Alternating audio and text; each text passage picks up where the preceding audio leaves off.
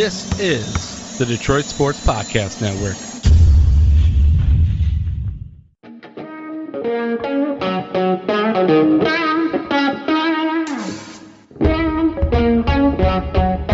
The biggest icon in podcasting.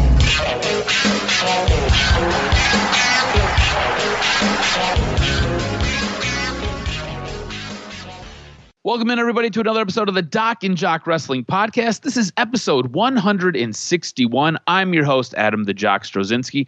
On today's episode, we've got some big birthing news we're going to tell you about, as well as what is actually going on with the Stinger in AEW, and then who got banged up coming out of War Games. Of course, we're going to take a look at the biggest topics and trends in wrestling and try to project what's going to take place coming around the corner.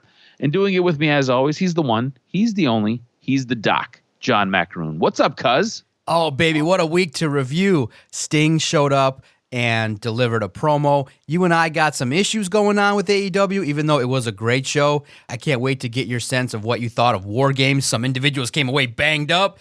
WWE is moving along with their storylines. They did a great tribute to the troops on Sunday. Oh, man, it's such a great week. I do love this podcast. I love watching wrestling, and I love the fact that we get to break it down from our perspective. And the good thing is we kind of see things similarly in this world of wrestling. We want to see good production. We want to see good wrestling and storylines that make sense. And this week, there's a lot to get into, so I can't wait to break down SmackDown and see what's going on in the world of WWE. Speaking of SmackDown, I'm going to kind of move away from what actually took place with the on-screen product. Rather, I want to talk about what WWE may be setting up. So Royal Rumble is inching ever close. It's right around the corner. This is basically Royal Rumble season, which means Mania will be right around the corner as well. So some early speculation, some breadcrumbs that are being laid down, and Goldberg going out and basically shooting his mouth off, not just on Twitter, but in interviews, claims that he wants Roman Reigns next. And it appears that WWE wants this to happen at WrestleMania this year. So WrestleMania will become the Battle of the Spears. And this doesn't necessarily surprise me. And let me tell you why. The real question is, do you want to see this? But this doesn't surprise me, and I'm going to explain it because the original plan, when Goldberg ended up beating The Fiend and taking the title in Saudi Arabia, was for Goldberg and Roman Reigns to have a match at this year's WrestleMania. WWE is notorious for being inflexible and not really being able to adjust, and then finding something that they really latch their teeth into and not giving it up. And this seems like it's that storyline. So Goldberg is currently calling out Roman Reigns. Remember, he only has to appear once or twice a year, and it looks like it's going to be a big deal at WrestleMania where Roman Reigns and Bill Goldberg get it on for the Universal Championship. Remember, Goldberg ended up dropping it to Braun Strowman, who then ended up dropping it to Roman Reigns. Again, do you want to see this? Do you want to see another Bill Goldberg match? And do you want to see a Bill Goldberg match with arguably the best thing WWE has going for it with Roman Reigns in this new character evolution? Absolutely not. That's really a downer. That's just something that I don't want to see. I think that you're really downplaying something that really could be elevated with Roman Reigns. Goldberg, I mean, come on. He should be the second match, and you put him with somebody else, maybe another veteran, but absolutely not. What a downer to start the show, cuz. God, Roman Reigns, he's the biggest star. He needs to have the biggest fight. You got to elevate somebody else. I mean, I cannot imagine that anybody would be clamoring to see this, and here's the problem. The longer the match goes, the larger the likelihood that Goldberg is going to come up short or hurt himself. Spear versus spear, I mean, Roman Reigns is over. He doesn't need the rub. This is not the thing to do. They better scrap it quickly. Somebody better come to their senses. Roman Reigns needs to kind of put a kibosh on this and say, I'm the biggest star of the company. It needs to be another build-up with Drew McIntyre. It needs to be another build-up with somebody that potentially needs to get elevated. This is a terrible idea, and it can't happen. I would give it 40% that it happens because of the sheer stupidity that WWE entertains, but you can't. Roman Reigns is the biggest star, biggest match. It can't be Roman Reigns and Goldberg. It can't.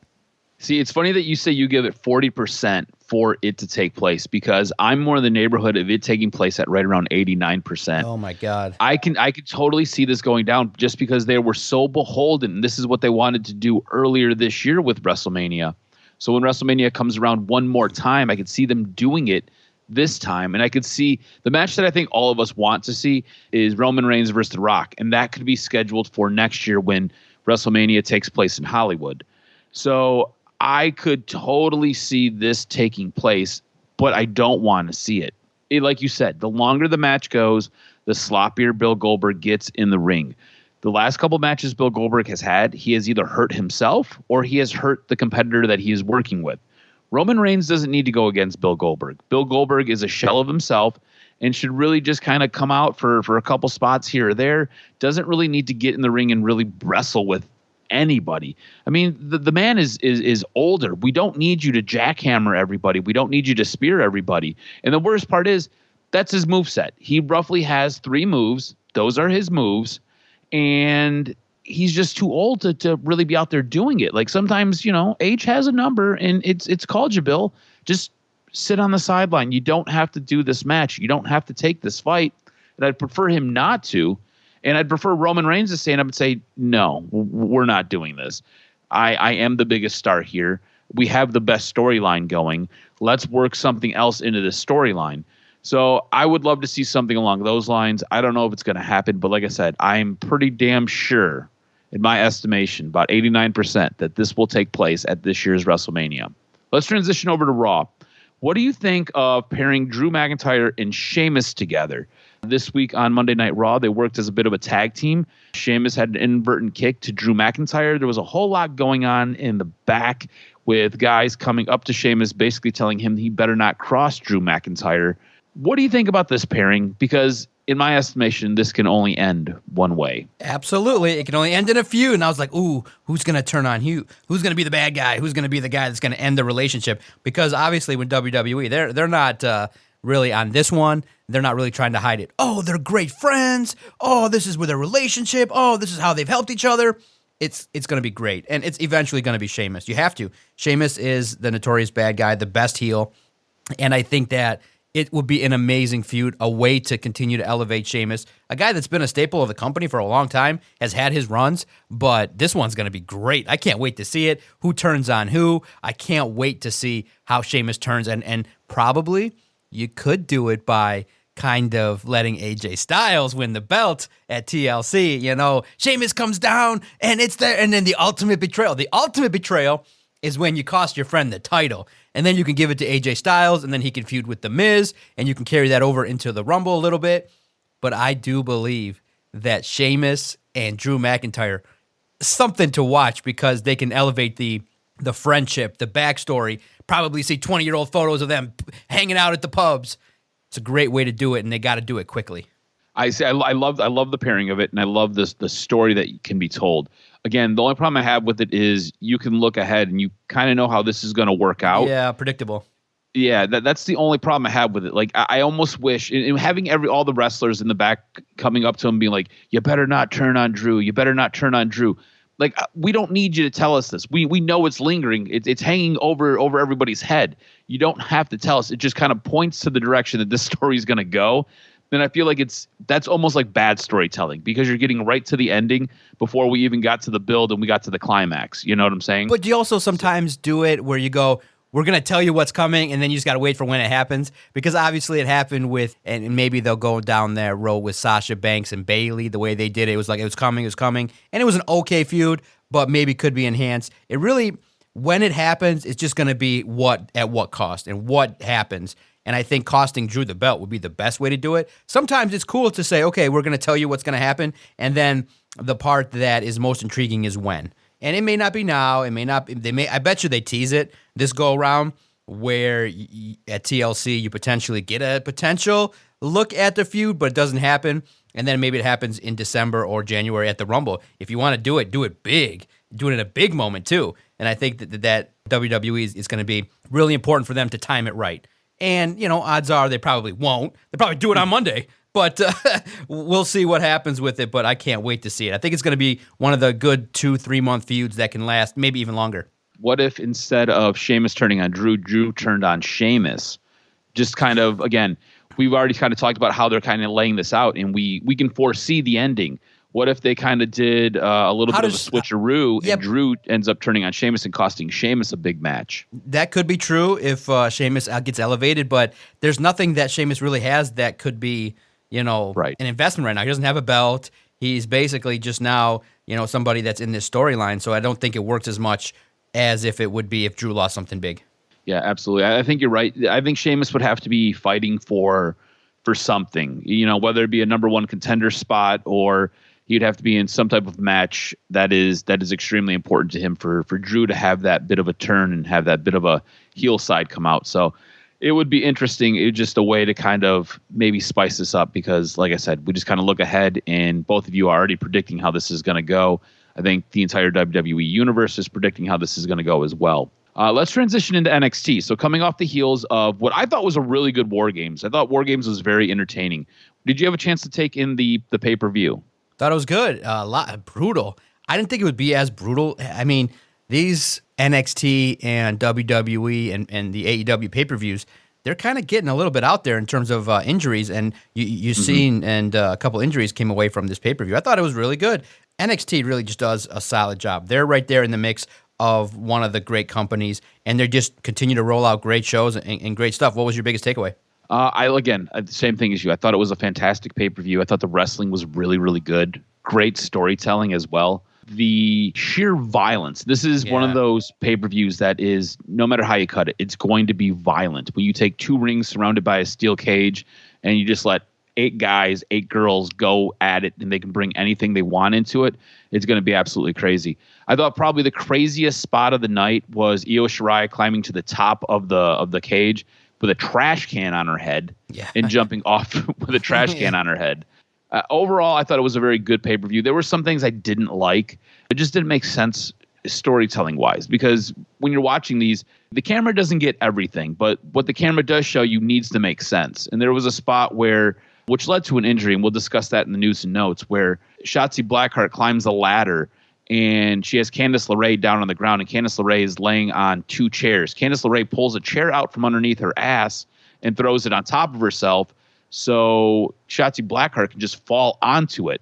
And that doesn't make any sense to me. It's like, you're going to sandwich yourself between 2 chairs? Like, what are you doing? So stuff like that just doesn't make sense to me sometimes. But overall, I was surprised with some of the results. I didn't think Team Candice was going to win that match. I thought Team Blackheart was going to win that match, and it did not. You can definitely see that Raquel Gonzalez is getting a monster push right now. WWE is high on her. And then I didn't think that Team McAfee would lose. I thought Undisputed Era would take the L here. Instead, Undisputed Era wins. They do not come out unscathed, though, again, dealing with some injuries. So overall, I thought it was a really good NXT pay-per-view. It was fantastic, which then brings us into Wednesday night. And I think the biggest takeaway from Wednesday night, this is a guy that we've been waiting to come back. And if you kind of looked at the calendar, you knew it was coming soon. You just weren't quite sure when he was going to be back. But Karrion Kross is back, which now leads to this conversation. Do you want to see Finn Balor versus Karrion Kross? Or would you rather see, because Finn came out, cut a promo, and basically opened it up to all challengers, and down came Damian Priest, down came Kyle O'Reilly, and down came Pete Dunne. And I have a bit of an issue with Pete Dunne coming down and Pete Dunne cutting a promo. But I want to know first, who do you want to see Finn Balor challenge next for his NXT championship? Ooh, man. Yeah, I liked option 1, Karrion Kross and Finn Balor. Oh man, that was great. That was nice. It was nice. It was nice to see, huh? I think that his injury went by kind of quickly because of somehow the development of Undisputed Era and seeing Pat McAfee. It really did a good job. I really didn't miss him. This is the thing that NXT does so well, right? So we have an unexpected injury. We have a guy who has to drop a title. Okay, great. Let's write a quick story to get the belt on an actual believable champion, Finn Balor in this case. All right. Now Karrion Kross is going to be sidelined for a couple months. Put him on the shelf, no big deal. Now, hey, let's distract the audience with something else that is bigger and more interesting And in that case, that was Pat McAfee and Undisputed Era. NXT does such a great job of having multiple storylines going on at once, and they can just do a good job of just moving off of one and really highlighting another to refocus your attention on something else, which is amazing because the red and the blue brand struggle with doing that so much. So I'm with you, though. I want to see Karrion Kross. Now, Pete Dunne joined this fray when Finn was in the ring cutting his promo to open the show, and he was actually the first one to come down. And I didn't mind his promo. The issue I had is it's really unlike his character currently. And I think it was Kyle O'Reilly, maybe it was Damian Priest, who even alluded to it, like, aren't you the guy that McAfee pays just to be quiet? And Pete Dunne doesn't ever say a whole lot, but Pete Dunne had a lot to say in this segment. And for me, it kind of ruined the character that he has built working with McAfee. And that bothered me a little bit. I'm not sure if you felt the same way. I did. Yeah, why do you think they went that direction? What do you think the end game is? What do you think let's put ourselves in their shoes for a minute. So again, Pete Dunne was not originally supposed to be the guy in McAfee's stable. Yeah. It was a quick pivot to basically get him in because they needed somebody else who was slightly believable at being the muscle.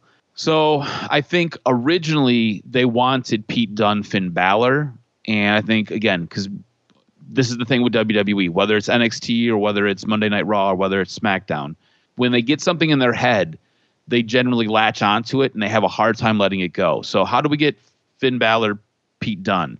This was, I think, a way to kind of work that in. I think what you might see because of some different things going on with different injuries, you might see Kyle O'Reilly, Damian Priest. You might see Pete Dunne, Finn Balor kind of pair off. You might see the three, Damian Priest, Kyle O'Reilly, and Pete Dunne, all square up for a number one contenders match with Karrion Kross coming in the mix as well. And whoever wins that will challenge Finn Balor next. But I think originally what they wanted was Pete Dunne, Finn Balor. And I think this was a way that they could kind of loop in what they originally wanted to do. But again, I think it was at the expense of a character that they've done a really good job creating with Pat McAfee and his brand. Absolutely. That's going to be interesting to see how it plays out. But Pat McAfee, wow, bro, he over-delivered again. Yeah, he was fantastic on War Games. I thought he was pretty amazing.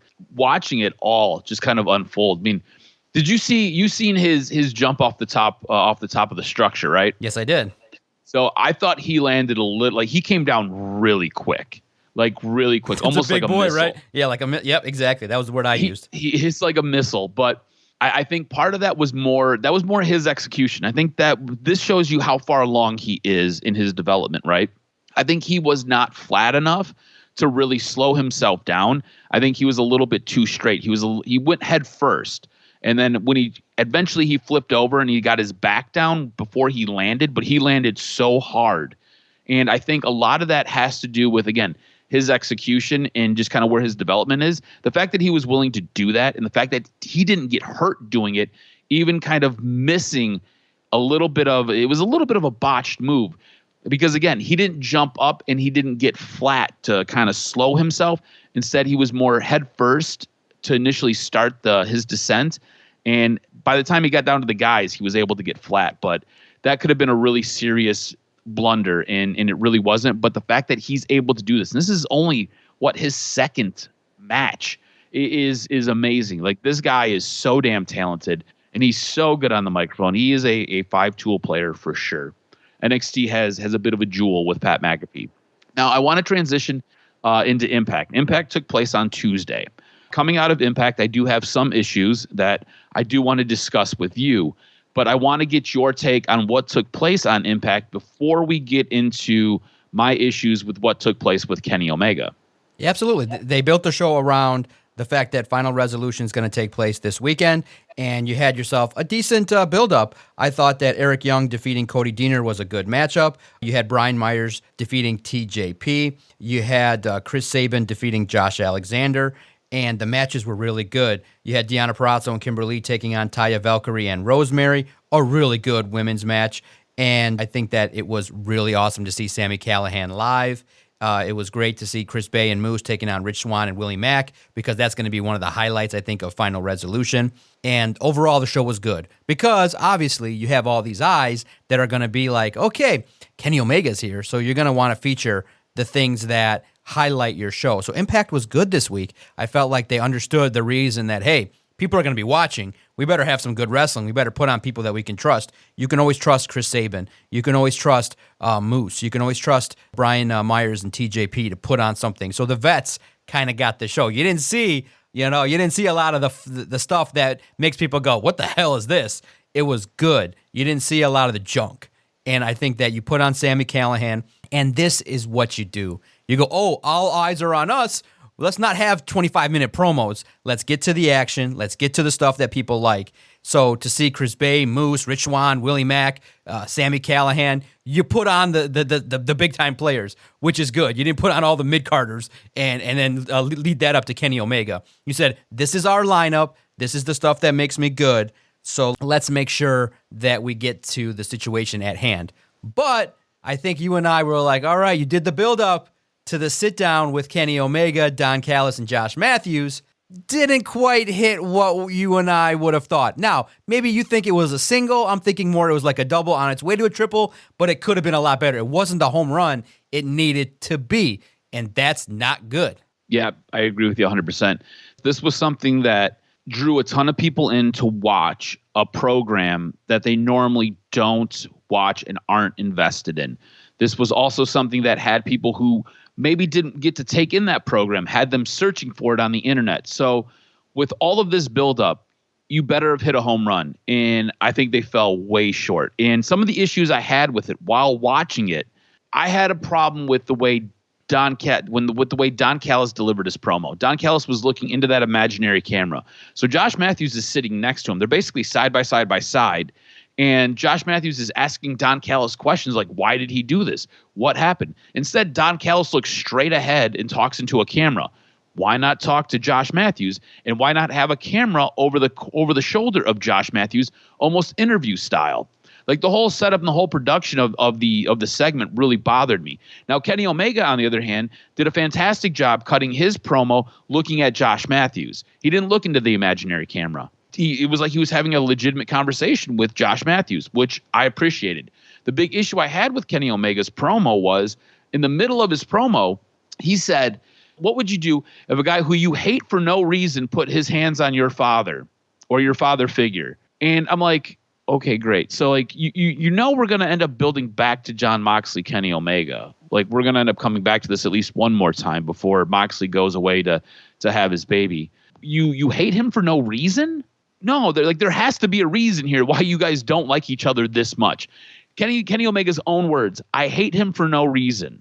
I just thought that was bad. I thought that was bad form because it kind of takes away from the overarching issues that you have with everything going on, with this feud between Jon Moxley and Kenny Omega and how they've tried to create this heat between these two for all these years.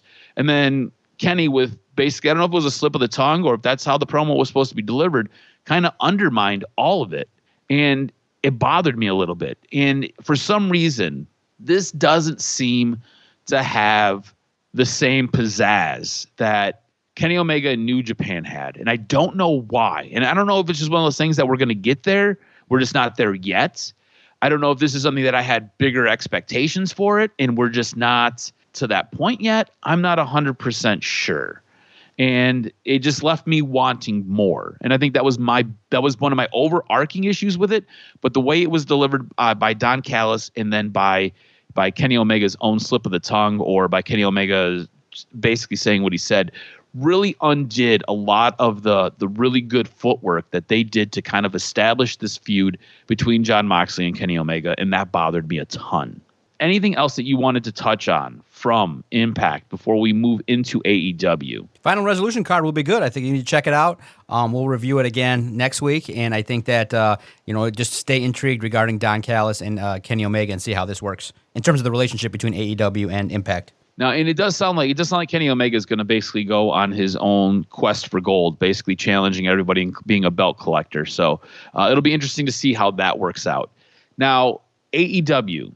We both thought that the wrestling was really, really good. It was a jam-packed show. It was a lot of action. But we are going to basically discuss two promos that took place, and we both had some issues with them. Do you want to start with the Sting promo, or do you want to start with the Kenny Omega Don Callis promo? No, let's keep it rolling with Kenny Omega and Don Callis. Okay, because I was really impressed. I like this Don Callis figure, the idea of him. I like this bold, brash dude that's like, okay, I got the biggest prize. This has been a plan. I just didn't like the production and delivery of it. I think my biggest complaint is moving all around, herky-jerky. It seemed like it was a situation where AEW just says, here's a mic, deliver these 3 points, and go.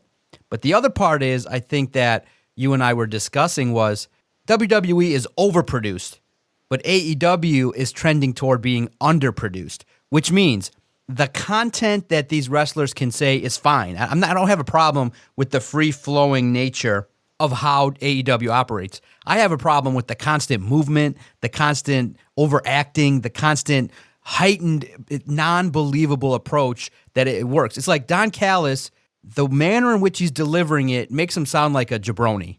And I see something in him. I see like, whoa, this is a combination of like Jimmy Hart and, you know, these Weasley managers. But the edge and the look that he has makes him seem serious, like cool, suave. But I kind of don't want the Jim Cornette corny-ish version, you know, where they're jumping up and down with a guitar. I kind of want him to stand there, look like a badass, deliver your lines like a badass, and get your man paid. I think the manner in which it went was a little bit too wrestling in my mind, a little bit too entertainment-y. I think I like the way if they could mold Don Callis, dude could be like on the level. Seriously, that's what I was thinking. I was like, this is a Paul E. Dangerously type. If he can be molded and produced in a way that's better. Good look, serious, delivered flawlessly on the mic, but just a little bit dialed up too much. I just need a little bit more direction in AEW all the way around, because the one thing that made me laugh, and if you want to see a promo with a group that maybe looks like it belonged in a class, the Taz promo with his crew, it was like, let Taz talk, but the others looked like they didn't belong. It looked like it was Taz and a bunch of like wrestling students, and the guy talking next to him was like delivering his lines, but it didn't hit. It was weird. It was like, this is like Taz leading a bunch of wrestling students, and Yes. let's put together a pro. This is on television. Tape it. It doesn't have to be live. Tape it, fine tune it, take 10 takes. It doesn't have to even be live. It was so funny, and I noted it too. I was just jotting down notes, and my wife was watching with me, and she understands wrestling, but she's like, this is weird. This is corny. Yeah. And I said, I know, honey. She's like, the wrestling was good. She likes Tony Schiavone. She likes Jim Ross. But she's like, this is coming across as corny. And I'm like, yeah, that's the vibe I'm getting too. It's like, I don't understand why the production is like this. So that's the way it did. AEW's got to tighten up production-wise. And plus, look at it too. Did you see friend of the podcast, Putty, was like, I love the commercial with Khan and Tony Schiavone. So I'm like, oh, this is big deal promotion. Dude, it looked like a low-rent 1-800 hotline commercial. I was like, what is this? We pay for a commercial and we put it. It looked like, I was waiting for, Mean Gene knockoff to go, here's the hotline, 1-800, we're going to tell you what's going to happen on AEW. I was like, what the hell? This is terrible. It's 2020. I understand the nostalgia feel that AEW is creating with, I love it. Jake the Snake, Tully Blanchard, all the old guys, Sting. But you got to mix in 2020. Great graphics, tight Hollywood feel. Don't give me indie wrestling with a bunch of old guys, or indie wrestling feel with a bunch of older guys. You got to tighten it up. Copy of WWE a little bit, not 40 camera switches, but maybe lock in on one that's hot. Like, remember when SmackDown debuted that first time and they did the crane? It was kind of unique a little bit. Mm-hmm. Something unique differently. This dark vibe just has a nostalgic old feel. It feels retro. And it's not something I'm appealing to that I'm liking a lot as we end the year. So with the Taz promo, you'll notice that who they believe can actually cut a promo and who can't cut a promo. So Taz will do roughly 75% of this talking. Then Ricky Starks will jump in and give you about 15%, maybe 20%. And then Brian Cage says little to nothing. Will Hobbs, I don't even know if he has a voice yet. And then his kid's over there looking like he just robbed a liquor store. Yeah. So it's weird. Yeah, you're right. It was funny. Just the whole Taz faction does look like it's a bunch of wrestling students. Exactly. Trying to figure out what their gimmicks are. Exactly. Look at that again from that lens, and you're just gonna chuckle. You're just gonna chuckle. Yes. Look at that promo and go, okay, Taz belongs. and everybody else should just stand 10 feet back, like back away from Taz a little bit. Stop suffocating my man because the dude's tiny and he's starting to look like your little cousin. And back away a little bit, give some space, and look like you belong. Don't look like you're like auditioning for something. Yeah, for sure. now the big issue I had with the Kenny Omega Don Callis promo was it was pretty much the same exact thing that you got on Impact. There wasn't a whole lot that was changed, and the issue with it again, Don Callis talking into the imaginary camera, and this is something that AEW has strived and worked to not do. When they have promos and when they have guys talking in the ring, they have guys talking to each other. Go back and watch just about any episode of AEW. It's very rare that you have a guy talking to the invisible camera. You don't usually have these weird promos where guys are just talking into this imaginary lens. They are usually talking to somebody or they are addressing somebody about something. Instead, you have Don Callis coming out basically doing the WWE thing where you're talking to this floating camera that is there, the imaginary lens, and then he kind of tosses it back over to Kenny Omega, and then they kind of laugh about it. Ha, ha, ha, everything is great. Kenny Omega does his little good night, see you later, au revoir, bang thing. And it was just, I don't know. It was basically the same exact thing you got on Impact. It was just in an AEW ring. And it just bothered me. It just, again, I had issues with it, and I did not like it. I feel like Don Callis being a mind that he is. Don Callis was really integral in the late 80s, early 90s with a lot of stuff that took place in WWE and WCW. Even though he was still wrestling, he was still part of a lot of different storylines that he helped create.